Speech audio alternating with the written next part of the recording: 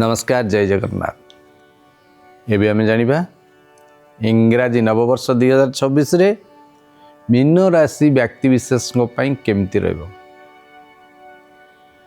देवगुरु Brihaspati होउचंती mean राशि अधिपति।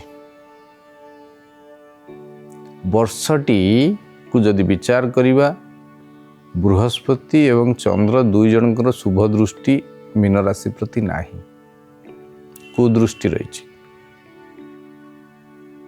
एणु वर्षटी आदौ शुभमय हेबनी। अଯଥା मामलारे पशिबे, बिना कारण रे समस्या भितर को टाणी हेबे, समस्त कार्य डेरी ही चलिबो, एते सहज हेबनी।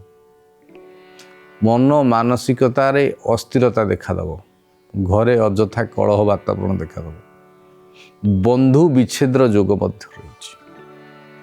कर्मक्षेत्रटी एतेटा सहज हम ना। अवश्य जून पर टिके परिवर्तन घटव, जून जुलाई बेलू आपन को टिके शुभफल मिल, किंतु वर्ष आरंभ एतेटा शुभ रही। टिके अस्थिर भाव देखादेव, तेणु मन रे स्थिरता आनिया पड़ो।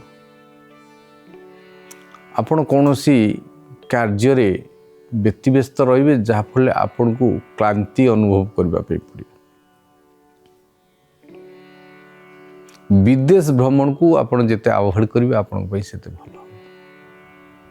पैसा देन लेन बेले सतर्कता अवलंबन करेंगे। जेहेतु वर्षटी शुभंकर नुहे, तेणु हलदिया अर्ण प्रति गुरुवार कि मासर गोटे गुरुवार आपण रांधिकी ब्राह्मण को डाकिक भोजन करांतु। हलदिया वस्त्र जाज्ञिक ब्राह्मण को दान करंतु। स्नान जल रे प्रति गुरुवार हलदी मिसेक स्नान करंतु। हलदीर माळ जदि गलार धारण करते अत्यंत शुभ हो। माँ लक्ष्मी को आपण पूजा करंतु। ओम श्रीम श्रीये नमः मंत्र को जदि प्रतिदिन जप करते 108 स्फटिक मालारे, तेबे आपन को यथेष्ट जो समस्या रही से मुक्ति मिल। सतर्कतार वर्ष होइथिबारु आपण कौनसी भूल डिसीजन नियंतुन कि भूल काम करंतु,